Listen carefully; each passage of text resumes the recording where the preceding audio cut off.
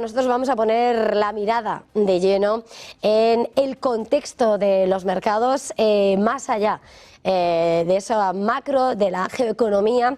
Vamos a mirar a los dos lados del charco, la mirada muy puesta en Estados Unidos y en la eurozona, en la política monetaria, en lo que supone el cambio de la administración de Estados Unidos a partir del próximo mes de enero, y hoy además con invitados especiales, con la ayuda de Candriam, Anton Brender, Chief Economist at Candriam.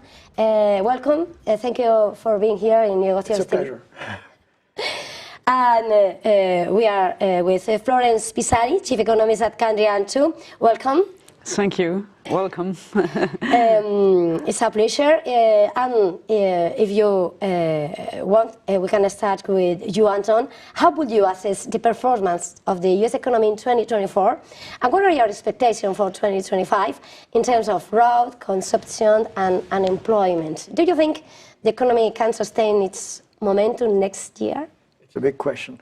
As far as how do we assess 2024, it's rather easy. The US economy has been doing quite well. Remember, many people were talking about a hard landing just a year ago. People were still fearing a hard landing. It didn't take place. The economy is growing at a rather steady pace, somewhere 2.5, 3%. They've been creating a lot of jobs. Inflation is about to be tamed, was about to be tamed at least. And if you look at the unemployment rate, it's 4%. You know, it's close to 4%. That's a very low unemployment rate. So globally, up to now, the US economy was doing pretty fine. You have some problems here and there, but globally, really, it's an economy that was doing fine. Now, 2025, it's more complicated.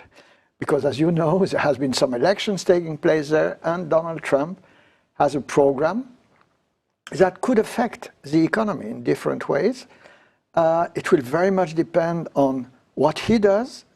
He has advertised a lot of things. What is he going really to do? And at what speed he does it. And those are the two things we believe that could change, that could get the economy to deviate from its present baseline. Our baseline was for the economy, the IMF baseline was very much the same, for the economy to decelerate. Right now it's growing at something like 2.7%, 2.8%. We expected it to decelerate somewhere around 2% next year, just to adjust to the fact that the labor force is not growing that fast and productivity has increased a bit, but it's not very high. So 2.1% is something that we believe is the baseline, but we could deviate from this baseline. In the baseline, the Fed continues to lower rates, with inflation, you know, slowly falling. But already we're moving out of the baseline. Markets have realized that Trump has been elected, that his policies are or could be quite disruptive. If you just look at market expectations for Fed funds rate, they moved up by 100 basis points since September up to now. The rate expectations, the Fed funds rate expectations, have moved up by close to 1 percentage point for end of next year. So markets have been revising upwards their expectation on monetary policies. That already has taken place because they know that what Trump might do is going to increase inflation. If he delivers some of the tax cuts he mentioned, it could also slightly boost growth. So, and what will happen will be decided in the coming weeks, we believe, from here on. What people should watch is who is going to occupy the key jobs. He is proceeding with proposing some people. The names we know are already many. If you just take one name, Stephen Miller, who is going to be Deputy Chief of Staff, he's a hardliner on immigration. And immigration is going to play a key role in how the economy will fare next year. Because if you look at the past, migrants have allowed job creations, you know, at a very high pace to be filled without too many tensions on the labor market. If you cut the inflow of migrants, and more so, if you deport, and we assumed the They could deport 1 million persons from the US. The labor market is going to be much denser. The unemployment rate is going to be lower. And if you combine this with other policies that would support growth or push inflation higher, this could push the Fed to increase rates and trigger a recession. So by the end of next year. So you cannot exclude some negative scenarios in the US that would derive from the fact that immigration is not only curtailed, but deportation take place. The labor market gets tighter. Inflation, wage increases accelerate a bit instead of decelerating. And if you add on this tariffs, inflation is higher. So altogether, this could lead the Fed, to be in a rather serious position where they could take the risk of triggering a recession or losing credibility because inflation would sustainably be higher. On the other hand, if he doesn't do most of what he promised, there is no reason to deviate much from the baseline, in which case the Fed could still go on with lowering rates. And the Fed is going to also try to guess. Remember that monetary policy is supposed to be forward-looking because it plays out with a lag. So the Fed is also trying to guess what could happen. You cannot exclude that they stop cutting rates in December because the economy is doing well and inflation is not that low either.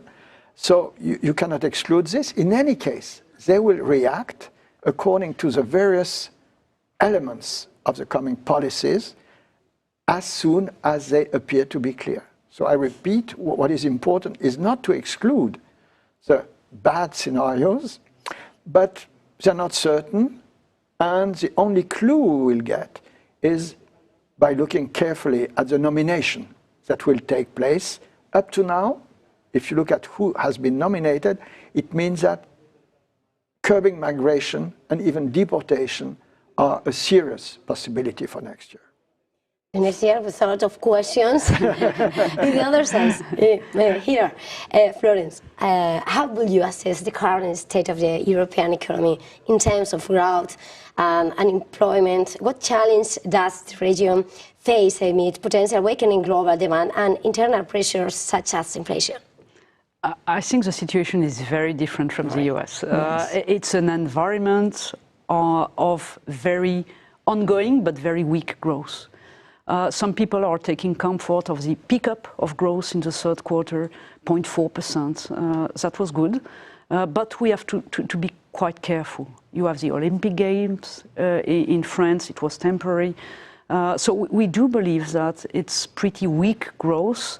If you look at domestic demand, it has been slightly creeping up, but business investment is weak. If you look at surveys, they are pointing to a contraction, ongoing contraction in the manufacturing sector, and some slowdown in the services sector. Now, that being said, there are some bright spots in Europe, and the Spanish economy is doing pretty well. Spain has been overperforming. If you look over the last year, you had a pickup, an acceleration of growth in Spain. But unfortunately, this is not at all the case in Germany.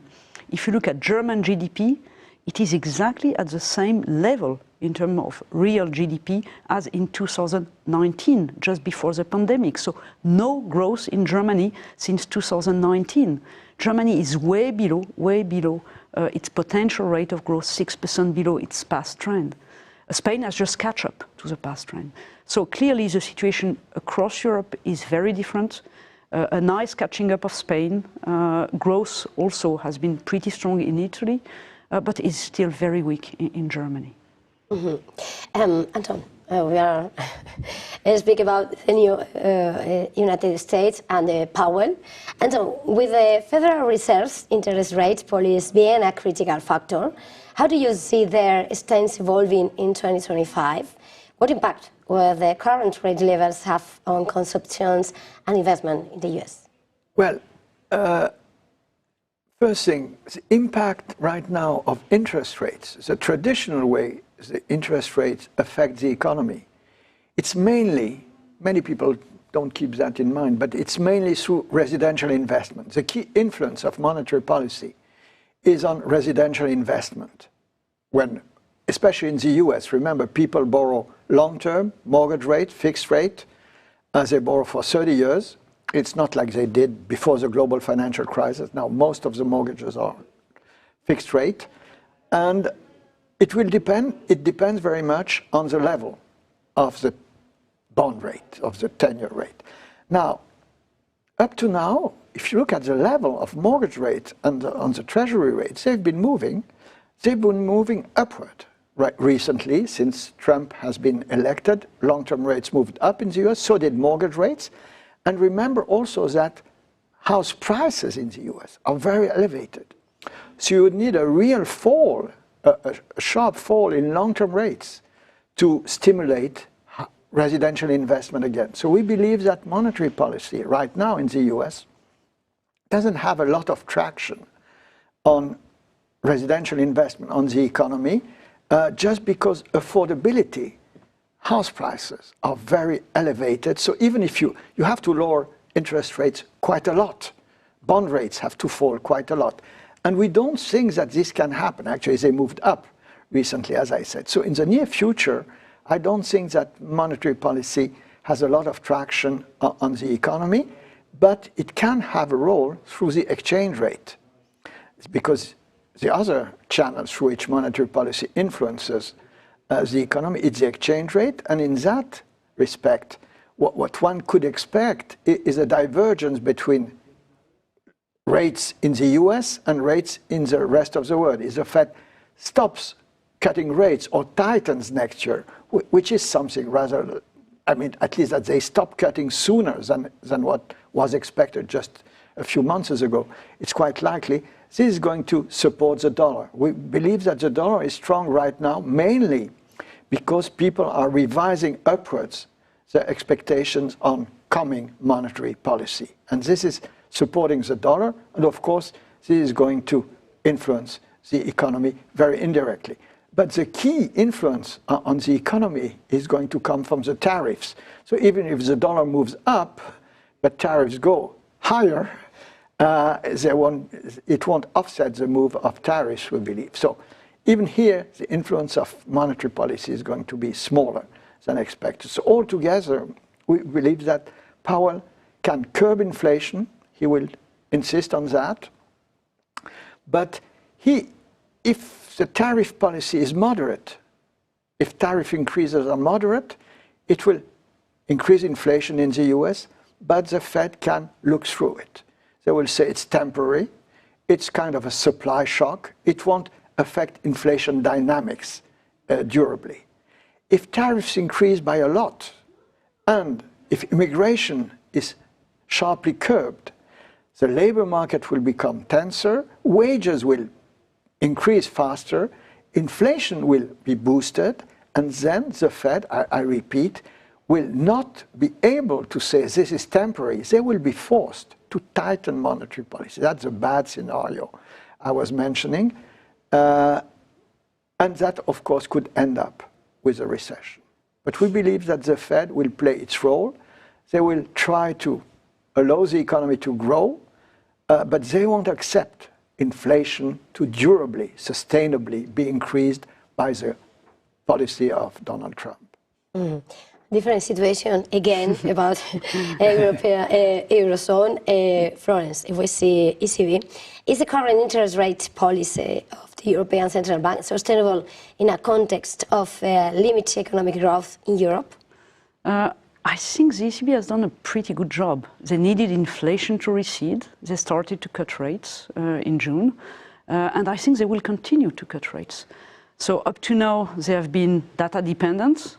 I think they will slightly change the way, and they will be more forward-looking from here on. Because if you look at inflation, it has receded.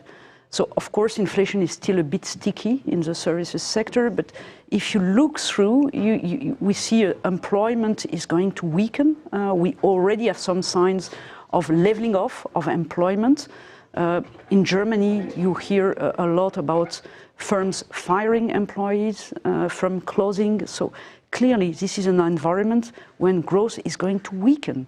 And in this environment, we do believe that the ECB will be a bit forward-looking, risks on growth are on the downside, and the fact that inflation is a bit stickier, the ECB will tolerate it. So clearly we do believe the ECB will be more forward-looking. They know that there are a lot of risks coming, especially from a trade war with the US, a possible trade war with the US. And so there is just one direction for the ECB, is to continue to cautiously cut interest rates and maybe to accelerate if it's needed. If growth weakens, if the trade war risks are becoming more real, I think the ECB could even, if needed, accelerate a bit the rate cuts. This is going to weaken the euro. And that also will help a bit offset the shock and support a bit European growth. Mm-hmm. Anton, we have to speak again about the name of Donald Trump. If Donald Trump reintroduced protectionist policies or significant fiscal stimulus measures, what impact could this have on the US economy and by extension the global economy? With all? Well, the impact, I mean, we talked a lot about migration already, so I won't repeat the same thing, but the other side of, I mean, the other dimension of the policies he's been advertising, it's tariffs. Tax cuts play also a role, but tariffs are the thing he advertised from the very beginning. He says, this is a key policy, it's a policy I like, and that's how I want to rebalance the budget. You know, tariffs are going to be the key, supposed to become the key income for the US federal budget, at least in Trump's presentation. Now, first thing, the kind of across-the-board tariffs he wants to impose is new. It's not the same thing as what he did in the past. In the past, it was targeted on some countries, China mainly, or some products for Europe also. So that was the kind of tariff policy he had. This time, what he advertised, we don't know what he will implement, is across the board. And across the board makes a difference because it's going to be, everybody agrees on the fact that it's going to be significantly inflationary. So prices in the US are going to be pushed upwards. That's for sure, we believe. Second thing, there will be some reaction. The reaction will come from Europe, from China. There will be some retaliation. So there will be something looking at like a trade war. This will increase uncertainty in the rest of the world, but also in the US. Who is going to be affected by the retaliation? Who is going to benefit from the increase in tariffs by the US? Firms are going to wait before they invest. This is going to depress activity in the US. Less investment just because of uncertainty, at least for a while. And all this, we believe, is going to lead the economy to more inflation, a bit less activity, at least in the near term. So it's going to complicate the task of the Fed. That's one thing we're sure. And it's going to be a negative, we believe, for the rest of the world and for the US economy. Mm-hmm. Florence, if the US economy slows down or Trump introduces protectionist measures, how might this affect the European economy, particularly in terms of trade and business confidence? Well, this is going clearly to be a shock for Europe. Remember, the euro area is a very open economy. If you look at trade openness, we are much more open than the US or even China. So clearly we will be impacted. Just to have a ballpark estimate, the IMF just estimated that if Trump does what he said, this will subtract 1% from world GDP. Now, if you translate that to the impact on euro area, it will subtract close to 1 GDP point from the euro area. Remember, we just have 0.8% growth. So this will push Europe very close to recession territories. And in this environment, again, Germany will be much more impacted. Remember, Germany is also reliant on China's growth. If there are tariffs, 60% on China, this will impact German exports to China. Spain will be less impacted. It will subtract roughly 1 GDP point to German economy and 0.4% to the Spanish economy. But clearly that would be very bad news for Europe, and this will push ECB rates even, we believe, lower than what is currently expected by markets. Well, thank you both. It has been a pleasure. A difficult year for Thank you. Anton Brender, Chief Economist at Candriam, Florence Pisani, Chief Economist at Candriam. Thank you for being here in Negocios Televisión. Our pleasure. For the next time. Thank you. Thank you very much.